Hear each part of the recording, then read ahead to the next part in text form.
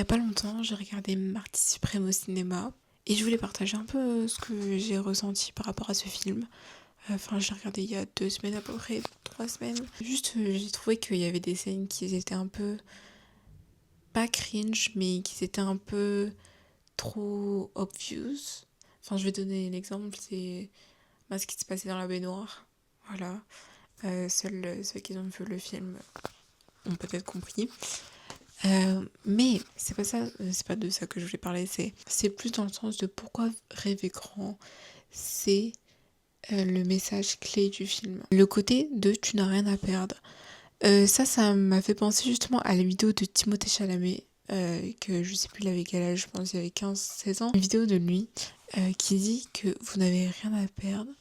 You have nothing to lose. Tu n'as rien à perdre et tu as tout à gagner. Et ça m'a beaucoup parlé dans le film parce que pendant tout le film, Marty, il a toujours fait en sorte d'avancer, quoi qu'il arrive, quoi que les obstacles, et sans avoir peur de perdre de l'argent, sans avoir peur d'aller dans l'inconnu, sans avoir peur d'abandonner certaines personnes. Et lui, il est un peu dans l'extrême, tu vois, parce qu'il y a pas mal de situations que dans la vraie vie que je vais pas faire, bien évidemment. Escroquer des gens, etc., voler, bref, vous avez capté si vous avez vu le film. Mais je parle plus dans le sens de quand on veut quelque chose, il faut avoir le mindset de je n'ai rien à perdre pour ça. On a tendance à tout le temps voir le négatif, on a tendance à tout le temps avoir peur de l'inconnu, on a tendance à perdre des choses, à perdre de l'argent, à perdre des proches, à perdre des biens. Mais si on veut avancer quelque part de nouveau, il faut abandonner, il faut accepter d'abandonner certaines choses, il faut accepter d'abandonner et de perdre des choses pour arriver dans notre autre vie. Vous voyez, c'est un peu ce que j'ai parlé aussi dans ma vidéo d'identité, abandonner son ancien soi pour avancer. Et j'ai parlé justement du fait que pour avancer quelque part, il faut créer un personnage, il faut créer quelque chose. Et grâce à ça, c'est quand tu crées ton personnage, quand tu crées cette chose-là, tu te dis je n'ai rien à perdre, j'ai tout à gagner. Donc c'est à ce moment-là où tu vas commencer à voir que des possibilités pour toi et pas contre toi. C'est pas des contraintes, ça devient des opportunités. Je sais pas si c'est logique. Quand on change pour arriver à une destination, on a tendance à prendre ça négativement, alors qu'en soi c'est juste une bonne chose, parce que si tu changes, ça veut dire que tu n'es plus la personne que tu étais, et si tu n'es plus la personne que tu étais, ça veut dire que tu deviens une nouvelle personne, et la nouvelle personne, forcément, elle est dans un nouvel environnement, elle est avec des nouvelles personnes peut-être, elle est dans un autre objectif, elle est dans un autre rêve, et peut-être c'est ton rêve que tu as toujours voulu. C'est comme des artistes qui ont toujours voulu devenir artistes, et du coup ils abandonnent la version d'eux d'avant pour devenir entièrement la personne qu'ils veulent vraiment devenir. Et c'est un peu ça. Si on a peur de tout, si on a peur de tout perdre, on va tout garder. Et tout garder, ça veut dire, ça équivaut à rester là où on est. Donc autant tout perdre pour avancer, autant tout perdre pour devenir une nouvelle personne. C'était le premier point.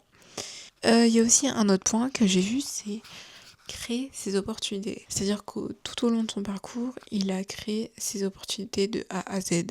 Ça veut dire que, même si, comme je l'ai dit, c'était dans des mauvaises intentions, mais il a toujours fait en sorte que les personnes qui l'avaient dans son radar sachent exactement qui il est. Perso, j'ai tout le temps attendu les opportunités dans ma vie. Tout le temps, j'attendais qu'il y a au moins une personne qui me dit vas-y, t'es assez talentueuse pour faire ça, donc je t'octroie le droit de faire ça. Ou plein de choses comme ça, mais en fait ça n'est jamais arrivé. Et du coup, le jour où j'ai créé mes propres opportunités grâce à mes vidéos, grâce à ce que je crée en tant que danseuse, en tant que créatrice et en tant que artiste, je crée mes propres opportunités. Mais non, je n'ai plus peur d'aller vers l'inconnu, je n'ai plus peur d'aller Là où je sais que je peux avoir une petite place, ben j'y vais. J'ai plus peur d'envoyer des mails, j'ai plus peur de tout ça, de faire mes petites promos, j'ai plus peur de donner mes services, enfin, parce que je me dis que, en fait, si je veux vraiment quelque chose, si je veux vraiment aller quelque part, autant que je crée mon propre chemin, autant que je crée mes propres opportunités, parce qu'en soi, on est tous trop focus sur notre vie. Enfin, c'est pas parce que les autres sont focus sur leur vie qu'ils vont faire attention à toi.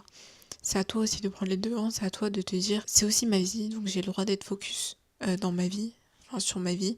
Je m'octroie le droit de créer mes propres opportunités, je m'octroie le droit d'envoyer le mail à cette personne parce que je veux avoir son contact, parce que je veux avoir cette chose, parce que je veux collaborer avec cette personne-là. Parce que si la personne ne te connaît pas, elle pourra pas collaborer avec toi. Si tu veux collaborer avec cette personne, alors c'est à toi d'aller vers cette personne aussi. Et ne pas avoir peur de se dire, ben, et si cette personne me dit non, et si ça me dit oui, qu'est-ce que je fais avec, etc. C'est vraiment se dire, ben, même si tu prends un refus sur quelque chose, sur une opportunité, tu ne perds rien. Même si tu te prends un refus, c'est pas grave, au moins, t'as donné l'énergie, t'as donné ton temps, t'as donné la force de créer cette opportunité. Cette opportunité, c'est pas rien, c'est au moins une opportunité, même si elle peut être foirée, ben ça reste une opportunité. C'est pas parce que tu reçois un non pour quelque chose que c'est un non direct. Vous voyez. Et c'est ça qui m'a permis de prendre conscience que en fait, toutes les personnes qui ont commencé et qui sont dans le succès ont commencé par créer leurs propres opportunités. Donc pourquoi moi je pourrais pas créer mes propres opportunités, vous voyez? Et justement c'est en corrélation aussi avec, c'est prendre toutes les opportunités. Parce que c'est relié justement avec la création d'opportunités, comme on vient de le voir. Mais c'est que dans le film, il a pris toutes les opportunités possibles et inimaginables. Et justement, il y a un moment où il n'a pas accepté une opportunité, il a vite regretté. Prendre toutes les opportunités, ça équivaut à se donner une chance d'aller plus loin et se donner une chance de réussir. Et le plus important, c'est pas forcément qu'une opportunité devient, je sais pas, une sorte de réussite, ou même si ça le devient, bah, justement, c'est le but. Mais même si une opportunité, et même si c'est juste une petite opportunité, ça a quand même sa valeur, parce qu'on part du principe de si on prend pas l'opportunité, on ne sait pas qu'est-ce que ça pourrait ramener. Ça se trouve, ça peut ramener, je sais pas, des contacts, des personnes, une aventure, ou même ça peut apporter gros, ça peut changer une carrière, ou ça peut changer une personne entière. Et du coup, si on prend pas cette opportunité-là, on peut pas savoir ce qu'il y a si on la prendrait. Donc c'est important de garder ça en tête, c'est que si vous avez même une petite opportunité, ça fait comme si on monte une petite première marche. Parce qu'on a tendance à se dire, ben non, c'est une petite opportunité, ça va rien m'amener, ça va rien me rapporter, donc je la prends pas. Alors qu'une petite opportunité, ça peut vraiment changer une petite chose, ou ça peut changer une vision d'une chose. C'est important de ne pas minimiser ça, et pas juste se dire c'est une petite opportunité, donc je la prends pas. Et de se dire, ok, c'est une opportunité comme une autre. Et quoi qu'il arrive, je vais apprendre, quoi qu'il arrive. Soit ça va être bien pour moi, soit je vais apprendre quelque chose. Et c'est ça aussi. Il y a un autre point aussi que j'ai remarqué, c'est le point de savoir se vendre. Parce que... ouais, c'est un point très compliqué. Surtout si t'as un syndrome de l'imposteur ou si t'es pas sûr de ce que tu fais. Bah ouais. Mais c'est le truc de... Enfin, même si vous avez le syndrome de l'imposteur, ou même si vous n'êtes pas sûr de ce que vous faites, ou même de ce que vous valez, juste le fait de prétendre savoir ta valeur, prétendre que tu sais ce que tu fais, ça va aider forcément à te faire vendre. Parce que quand on se vend, c'est plus du côté de est-ce que la personne, elle est sûre d'elle? Est-ce que la personne, elle sait ce qu'elle vaut? Est-ce que la personne sait ce qu'elle fait? Par exemple, quand tu veux vendre tes produits ou tes services, les personnes ne vont jamais acheter tes services si t'es vraiment pas sûr d'eux. Ça peut paraître logique, ou même si c'est un produit où le vendeur n'est pas sûr, bah forcément ça ne donne pas envie d'acheter. Donc savoir bien connaître, ou même faire style que tu connais, ben tout se joue dans ça en fait. Tout se joue dans ça, c'est dans le paraître, et qu'on le veuille ou non. Ça me fait justement penser aussi à la vidéo de Squeezie, justement dans les imposteurs, parce qu'en fait, on se rend compte que le plus important, c'est pas si les personnes sont vraiment dans le métier, c'est est-ce qu'ils ont la tête du métier, est-ce qu'ils sont sûrs de ce qu'ils font. Parce que généralement, les imposteurs, ils prennent un peu trop leur OCS, ils sont en mode bah, t'inquiète, je vais te montrer ça à l'épreuve, ils sortent du jargon, etc. Alors qu'ils sont juste imposteurs, ils ressortent juste un peu ce qu'ils ont appris, ils savent personnifier ce qu'ils ont appris et les connaissances qu'ils ont dû apprendre. Donc c'est un peu ça aussi dans le Marty Suprême, c'est que tout le temps, pour se vendre, il dit qu'il est le meilleur. Tout le temps, il se met en fait sur un piédestal et il se donne une valeur ajoutée, alors qu'en soi c'est juste un joueur de tennis de table en soi, et c'est pas le meilleur, vu qu'il y a aussi le joueur qui vient du Japon, et que c'est vraiment un vrai joueur dans la vraie vie en plus. Je sais pas du tout. Mais bref. Mais en soi, c'est pas vraiment le meilleur. Mais parce qu'il a tellement confiance en lui, il a tellement confiance en ses capacités. En fait, tellement son culot est grand. Les gens, ils le croient tellement... Putain, c'est une big star, etc. Parce que généralement, les big stars peuvent aller au culot. Mais les amateurs, les personnes qui s'y connaissent pas trop, bah forcément... ils vont aller moins au culot. Il sait se vendre parce qu'il donne l'illusion de savoir, et parce qu'il se met sur un piédestal, et parce qu'il a un ego plus grand que n'importe quel truc. T'as beau le remettre en place, il va tout le temps garder exactement ce qu'il pense de lui-même. T'as beau dire, ben non, t'es pas cette personne-là, il va quand même le penser qu'il est cette personne-là. Vous voyez ce genre de personne. Et justement, c'est ça qui lui permet d'aller voir les grandes personnes, d'aller voir les professionnels, d'aller voir les personnes pour qu'ils investissent sur lui-même, et lui dire, bah regardez, je suis cette personne-là, je m'estime à combien de milliers de dollars, et voilà qui je suis, je vais pas baisser mon prix, et voilà. Et c'est tellement un culot énorme. C'est vraiment montrer que tu sais ce que tu fais, montrer que tu sais ce que tu vaux, montrer que tu sais que ton produit et tes services valent tel prix. Et justement, ça me fait trop penser au Le Loup de Wall Street, bah, qui est bien aussi ce film, que justement il y a la fameuse scène de Leonardo DiCaprio où il dit littéralement vends-moi ce stylo. C'est un peu la même signification.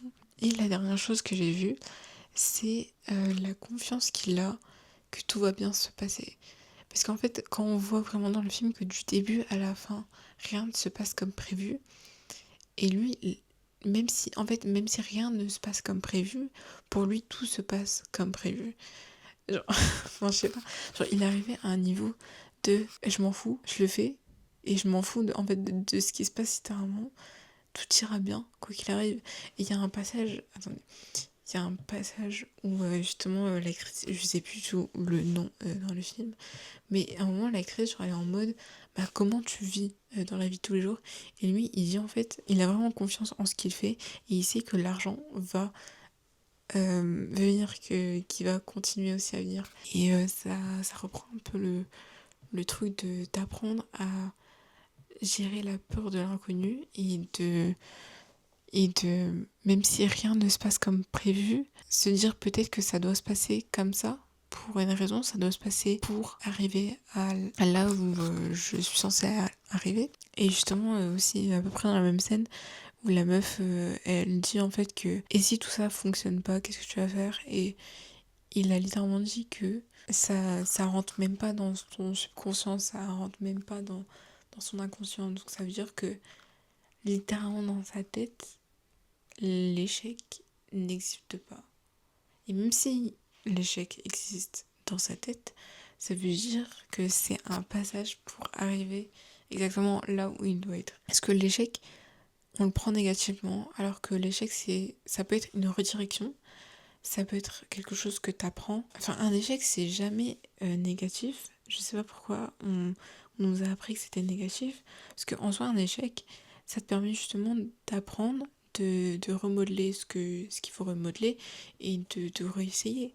Et même si ça foire encore et encore et encore et encore, en soi, c'est pas si grave que ça parce que on peut foirer des milliers de fois, des milliards de fois, bref, le nombre de fois qu'on a besoin pour réussir.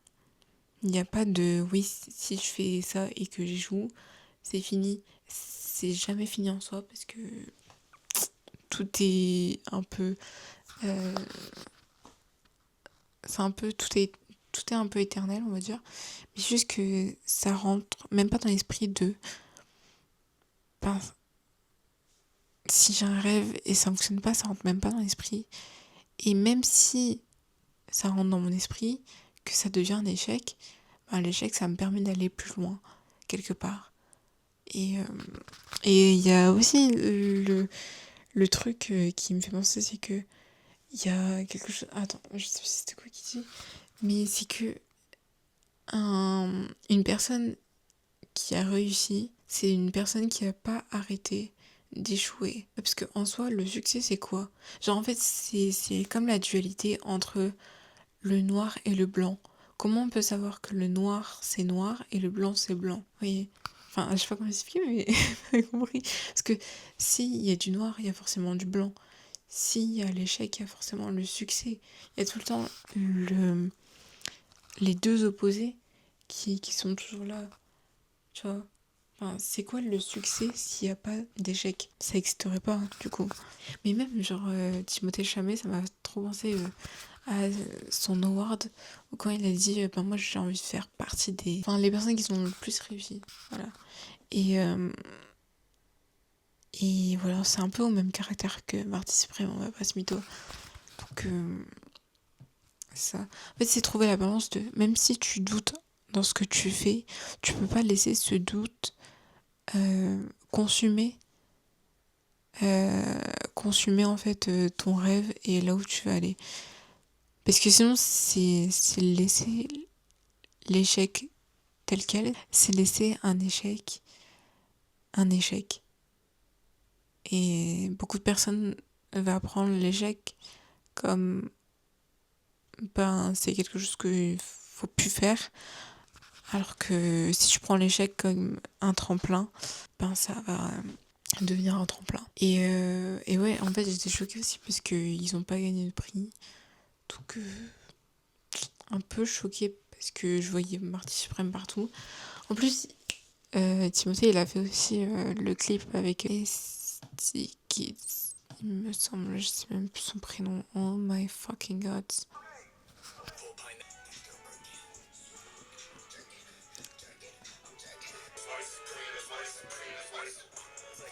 Voilà, je voulais juste placer ça. Voilà. Je voulais juste placer ça. Mais en soi, le film, je trouvais qu'il était pas mal. Mais comme je l'ai dit, il y a des moments où c'était trop un peu cringe, on va pas se mytho. Le message du film, c'est... Enfin, même si Marty, dans le film, il était un peu... Son ego, il était un peu trop surdimensionné. Et justement, il y avait des passages où c'était un peu limite. Après, sinon, le message du global, en fait, du film, c'est que si tu veux aller quelque part, il faut que tu te donnes les moyens pour y aller. J'en sais pas, t'attends et tu crois qu'à du jour au lendemain, il y aura des gens qui vont t'aider. Il peut y avoir des gens qui vont être là pour toi, pour te soutenir et dire enfin, c'est bien ce que tu fais, mais crois pas qu'ils vont le faire à ta place. Donc, dream big. J'avoue, en fait, la balle de ping-pong, il n'y a eu aucun impact dans le film, en fait. Je suis en train de me dire, on l'a vu une fois. Moi, personnellement, je pensais que la balle de ping-pong avait un impact dans le film. En fait, on l'a vu 3 fois, ou voire 4 fois. Mais je pensais qu'à la fin, il allait faire le match avec cette putain de balle de ping-pong. Mais au final, il l'a pas fait. Donc ça servait à quoi, en fait? Je comprends pas. Du coup, je sais pas, à part si je suis folle et j'ai pas vu qu'il l'utilisait, mais il me semble que j'ai pas vu la balle de ping-pong dans un seul match dans le film. Donc voilà, pourquoi? Ben je ne sais pas du coup. Mais voilà, au final, le message du film, il était super bien. C'était un peu les points que j'avais relevés un peu. Donc voilà. Ah oui, j'ai oublié de dire que justement, dans la dernière partie, c'est avoir confiance que tout va bien se passer. C'est plus dans le côté aussi un peu d'illusion. Parce que pour réussir quelque chose, il faut avoir un minimum de délusion. Parce que forcément, quand tu dis à quelqu'un, j'ai envie d'aller quelque part, et ce quelque part, il est très loin, forcément, les gens ils vont te dire, What the fuck are you talking about? Et du coup, c'est à toi de garder aussi cette délusion-là, c'est à toi de garder cette vision que tu as en tête pour arriver là où tu veux aller. Voilà, c'est tout ce que je voulais dire. Donc voilà, je pense que je n'ai rien d'autre à rajouter. Dites-moi aussi votre avis si vous en avez sur ce film. Et voilà, mon but dans cette vidéo, c'était un peu de partager mon point de vue de ça, des petits messages et un peu de ce que j'ai pensé aussi un peu de film. Et voilà, on se dit à la... Non, bonne journée, bonne nuit, et on se dit à la prochaine. What is supreme? What is supreme?